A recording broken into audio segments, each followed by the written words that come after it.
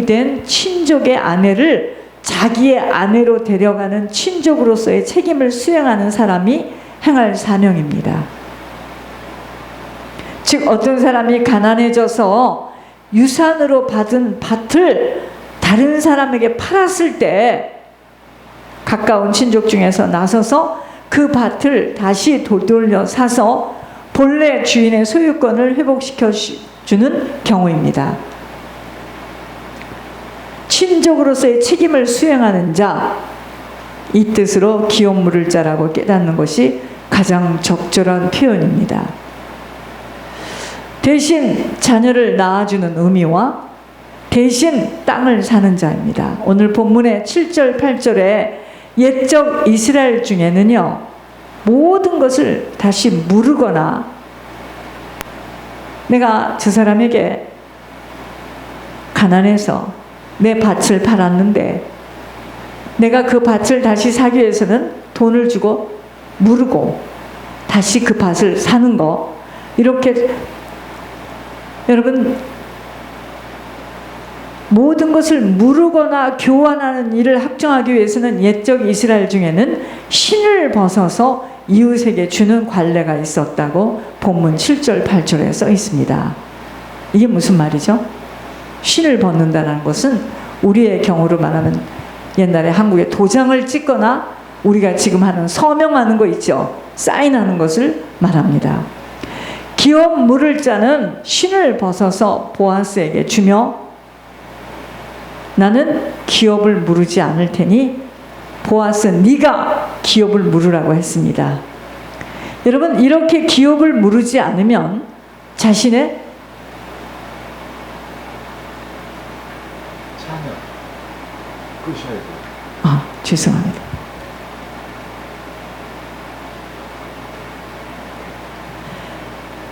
쉽게 말하면 이렇게 기업을 물으지 않으면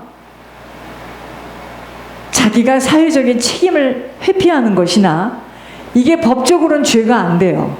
그렇지만 윤리적으로는 죄에 가까운 것으로 사람들은 그 기업 물으지 않는 그 사람에게 침을 뱉어서 욕을 합니다. 자, 9절 10절에 보아스는 백성들과 장로들 앞에서 자신이 룻의 집에 기업을 물을 것에 대해서 선언하는 거예요. 저 사람이 물어야 되는데 저 사람이 물으지 않겠다고 하니 친족인 내가 물으겠습니다 하고 이제 선언합니다. 그는 기련과 말론의 아버지 엘리멜렉과 기련과 말론의 집에서 밭을 산 것을 증거하였습니다. 그 뺏긴 것을 다시 샀다 이 말이죠. 또한 룻을 기련인지 말론인지 그 아내인 룻을 아내로 맞이하고 그 죽은 자의 기업을 그의 이름으로 세워 끊어지지 않게 할 것도 그렇게 하겠다고 증거하였습니다. 그래서 보아스는 어떻게 하죠? 룻을 위해서 희생하는데 돈으로도 희생하고 자신의 명예도 희생했습니다. 아니, 죽은 자의 부인을 데려다가 지금 부인 삼은 거니 얼마나 이게 희생된 일입니까? 그런 희생을 통해서 하나님의 구원의 역사가 지금 흐르고 있는 겁니다. 하나님은 보아스와 룻에게 축복하시는 장면을 봅니다. 11절 12절에 성문에 있는 모든 백성과 장로들이 룻을 기업으로 잇는 일에 증인을 섰습니다. 보아스가 룻을 택해서 아내로 맞이하여 엘리멜렉의 그 가문에 기업을 이을 것을 지금 누가 증거하죠? 백성들과 장로들이. 보아스는 룻을 위해서 돈도 희생하고 자신의 명예도 희생했습니다. 그들은요, 그런 보아스와 룻을 축복합니다. 그 백성들과 장로들이. 마치요, 다말 알죠? 다말. 시아버지 다말 기생 모습으로 해가지고 시아버지에게 들어왔던 다말이 누구를 낳죠? 라헬과 레와와 같이 12아들을 낳아주도록 축복하신 것입니다.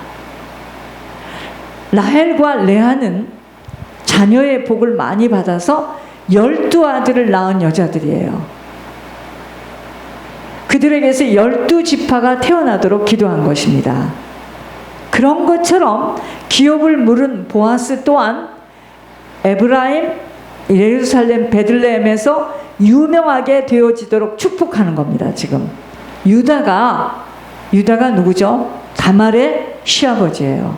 유다가 다말을 위하여 아기를 낳아준 것도 하나의 기업을 무르게 해준 좋은 예입니다. 다말은 남편이 죽고 시동생이 죽어서 기업을 물을 자가 없었는데 셋째가 있었습니다. 셋째가 있었는데 주지 않았어요.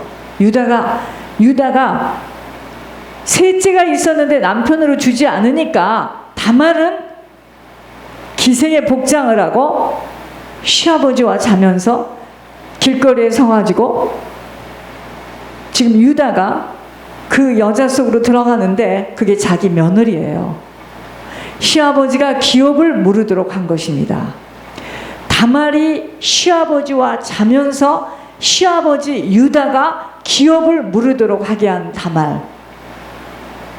그는 기업을 무르게 하기 위해서 시아버지와 잠을 자는 일에 자신을 희생한 것입니다.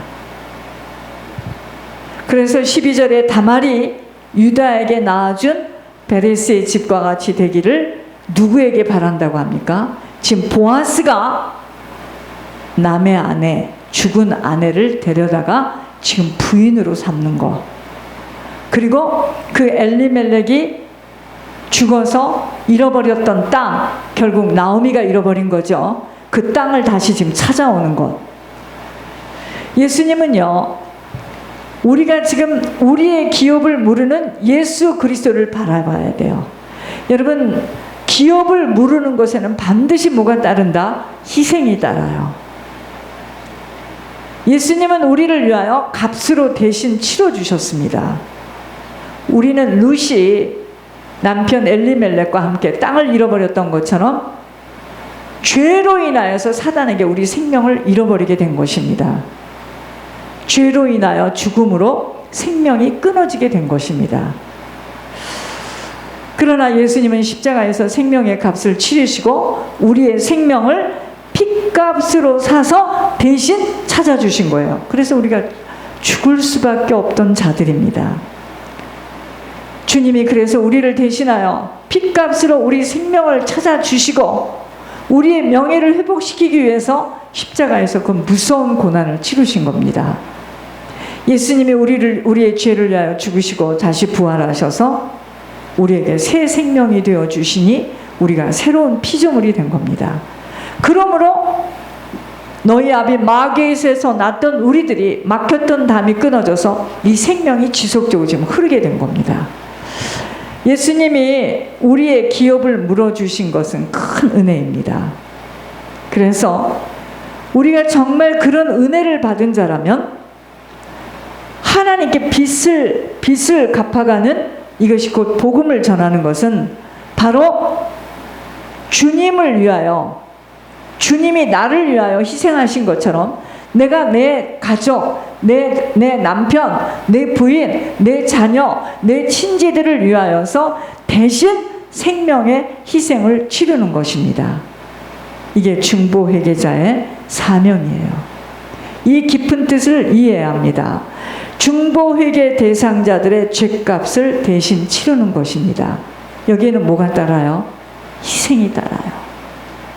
여러분들, 왜 여러분들이 잘 만나지 못하는 친족들을 위해서 시간을 정해놓고 기도해야 되고 눈물을 흘리며 여러분 쓸 것도 다 쓰지 못하는 그 돈을 내어서 회개물을 올립니까? 희생이에요, 희생. 또 여기에는 이상한 교회 아니야. 왜 우리 엄마는 예수를 저렇게 믿을까? 핍박과 고난이 따릅니다.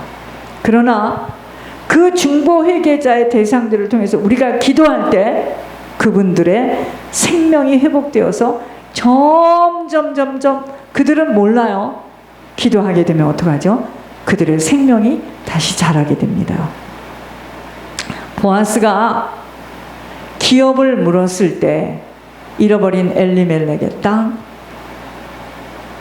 그리고 기론과 말론 중에 누구의 아내인 룻을 데려다가 아내로 삼게 되는 이 희생을 치렀을 때 그곳에서 누가 태어나요? 다윗이 태어납니다. 다윗의 가문에서 누가 태어나요? 예수님이 탄생하십니다. 여러분, 이렇게요, 성경에서처럼 우리 한 사람이 지금은 보잘것없고 아무것도 아닌 것 같지만 우리가 이 길을 계속해서 이 좁고 협착한 길을 걸어갈 때 우리 가문에 구속의 생명의 역사가 일어나는 거예요. 자, 보세요. 유다는요, 요셉 앞에 가는데 자기 형제 베냐민의, 요셉이 뭐라 그러죠? 막내 동생 베냐민을 데리고 오라고 하잖아요. 그래서 베냐민이 종으로 잡히게 되었을 때 유다가 뭐라 그랬죠? 자신이 대신 종이 되겠다고 하였습니다.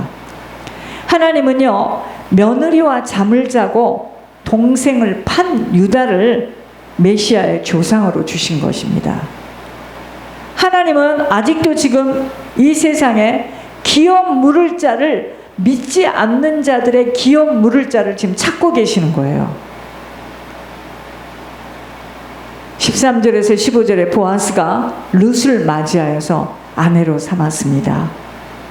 여호와께서 임신하게 하셨으므로 그가 아들을 낳아요. 여러분, 임신하는 것도 원한다고 임신이 되는 게 아니에요. 이게 하나님이 생명을 주시기로 작정하고 그 집에 보내는 거잖아요. 여인들이 나오미에게 뭐라 그러죠? 여호와를 찬송합니다. 나오미에게 기업 물을 자를 허락하여 주신 하나님을 찬송한 것입니다. 그러면서 그들은 이 아이의 이름이 이스라엘 중에 유명하게 되기를 원한다고 한 것입니다. 룻이 낳은 아이는, 룻이 보아스를 통해서 낳은 아이는 룻만이 아닌 나오미의 생명의 회복자이며 노년의 봉양자라고 노래하는 것입니다. 남편 알리멜렉 죽어, 두 아들 죽어, 생명이 끊어진 줄 알고 좌절했던 나오미가 그 죽은 생명이 회복된 것입니다. 누구 때문에요? 희생하고 헌신하는 보아스 때문이에요. 룻은 시어머니 나오미를 사랑하는 며느리고 7 아들보다 귀한 며느리라고 합니다. 여러분, 진정으로 효도하는 자는요, 부모에게 순종하는 자입니다. 그러면서 부모와 함께하는 자예요. 며느리 룻은요, 시어머니를 끝까지 따르고 봉양하고 순종하였습니다. 이 말씀을 봤는데 사무엘 천 사무엘 아비 생각이 많이 나는 거예요. 권 목사님 오셨을 때 저 집에 다녀왔는데 권 목사님 입으로 침이 마르도록 저 집은 이제 살았다, 성공했다, 사람이 잘 들어왔다, 사람이 잘 들어왔다. 여러분, 아들처럼 귀한 룻이요, 아들을 낳았네요. 16절 이후에 이웃 사람들은 나오미가 아들을 낳았다고 합니다. 실제로 누굽니까? 룻이잖아요. 그런데 나오미가 아들을 낳았다고 하며 그 이름을 뭐라고 지어줘요? 오벳이라고 지어줍니다. 오벳은 다윗의 할아버지, 다윗의 아버지인 이새의 아버지예요. 그래서 오벳은 다윗의 아버지인 이새의 아버지로 오벳은 다윗의 할아버지가 되고, 룻은 룻 때문에 지금 이렇게 됐잖아요. 여자지만 다윗의 증조 할아버지 격이 된 겁니다. 그 가문에서 유다의 왕이 나왔고 메시아가 탄생한 것입니다. 결론적으로 룻기에는요, 값을 치른 사람들이 나와요. 값을 치름으로 이루어지는 하나님 나라입니다. 첫째는 강권적으로 값을 치르는 경우입니다. 자, 나오미 같은 경우에는 남편과 2 아들을 잃는 값을 치렀어요. 이건 강권적으로 치른 값이네요. 나오미는 이 값을 치르는 것을 하나님의 사랑으로 받아들였어요. 하나님이 하셨구나. 둘째는요, 자원하여 값을 치르는 경우입니다. 그게 누구죠? 보아스예요. 보아스는요, 엘리멜렉이 잃어버린 그 땅을 사고, 다시 땅을 값을 치러서 사고, 그 며느리 룻을 데려다가 결혼해서 아기를 낳아주는 값을 치른 거예요. 룻은 남편을 잃어버리는 값을 치렀습니다. 그것을 하나님 사랑으로 받아들였어요. 그는 뿐만 아니라 룻은 시어머니를, 동서는 자기 고향으로 갔지만 어머니가 가는 길에 나는 따라갈 것이며 어머니가 믿는 하나님, 나의 하나님. 여러분, 이게 신앙입니다. 어머니가 믿는 하나님, 나의 하나님. 권 목사님을 통하여 하시는 하나님, 나의 하나님이기 때문에 권 목사님은 어떻게 말씀하시거나 어떤 모습이든 상관이 없었습니다. 그 입술에서 나오는 하나님 말씀이 중요한 것이기 때문이에요. 여러분, 룻은 자기 고향으로 돌아가지 않고 남편이 죽었을 때 시어머니를 따라가며 밀 이삭을 주어서 공양하고 순종하는 값을 치른 것입니다. 이것은 자원함으로 이루어진 거예요. 자기가 원해서 그렇게 한 겁니다. 그는 타율적인 그 값과 자율적인 값을 함께 치렀어요. 무슨 말이죠? 남편과 두 아들을 잃어버린 것은 타율적인 값을 치른 거예요. 그러나 자기가 동서처럼 고향으로 가지 않고 어머니를 따라간 겁니다. 이건 자원하는 심정을 가지고 자기가 선택해서 그 값을 치른 거죠. 가장 바람직한 값을 치른 것은 누구죠? 보아스예요. 보아스. 보아스는 자원하여 값을 치른 것입니다. 사람들마다 어려울 때는 타율적인 값을 많이 치렀다면, 그 후에 형편이 좋아졌다면 자율적인 값을 치러야 합니다. 반대로 쉽고도 힘들지 않게 살았다면 이제는 또 치러야 하는 값이 있기에 잘 참아내야 합니다. 하나님 나라를 채우는 일에는 힘써 값을 치르는 만큼이므로 이 값을 치르는 것에 대하여 감사함으로 소망 가운데 치러내야 합니다. 보아스처럼 값을 치른 대표적인 인물이 바로 예수 그리스도세요. 우리가 지금 주님을 따라간다면 예수 그리스도께서 그 우리의 죄값을 다 치러주심으로 말미암아 예수님은 우리의 기업을 물어주신 겁니다. 예수님은 전적으로 자원하여서 값을 치러주신 거예요. 생명을 희생하고 명예까지도 희생하시면서 우리를 위하여 죄가 없으신 그분이 죄인으로 오셔서 죽기까지 순종한 겁니다. 저희에게 주신 중보회개자의 축복이 바로 기업 물을 자의 사명임을 깊이 깨달아야 합니다.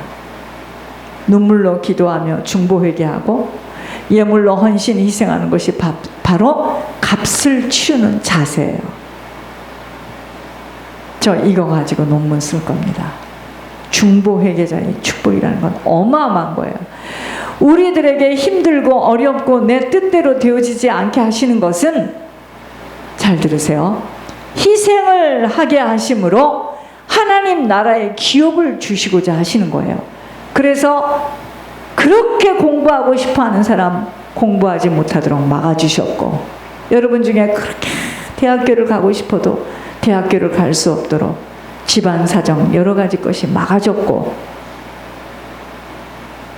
그렇게 무엇을 하고 싶어도 막아지는 거, 왜 그러죠? 하나님께서 하나님 나라의 기업을 주시려고 했던 겁니다. 그것으로 한맺혀 하시지 마세요.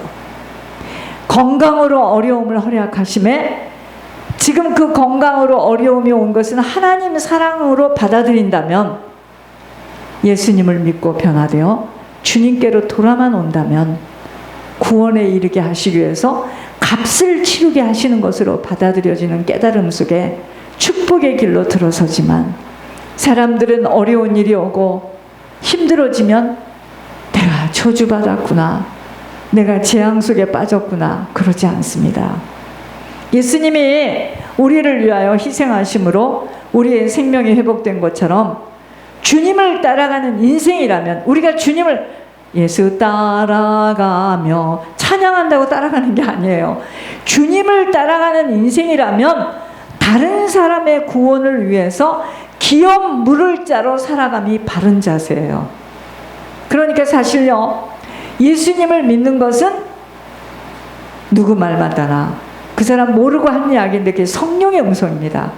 죽을 준비해야 합니다. 왜냐? 예수님이 이 땅에 죽으러 오셨기 때문이에요. 그런데 이걸 어떻게 지금까지 육으로 받아들였느냐? 예수 믿으면 잘 된대. 예, 뒤에 나와요. 예수 믿으면 내 아들 좋은 학교 가고 내 딸 좋은 일도 되어지고 부자로 살게 된대. 큰 집도 사게 된대. 우리가요, 그전에요, 신방할 때 그러죠. 하나님께 영광. 우리가 왜 모였죠? 그 집 이사 가는 거 축복했어요. 막 큰 집을.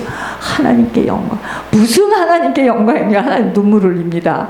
그 집에서 기업 물을 수 있는 기회가 되어진다면 그 집은 복된 집이에요. 여러분, 정말 예수님 따라가면 죽을 준비해야 합니다. 죽을 일이 많이 생겨요. 왜? 주님 이 땅에 오셔서 죽으러 오셨잖아요. 그죠? 저주받은 게 아니고요. 우리가 우리를 위해서 우리의 죄값을 이미 기업을 물어주셔서 희생하심으로 우리가 살아났다면, 우리가 주님을 정말 따라가는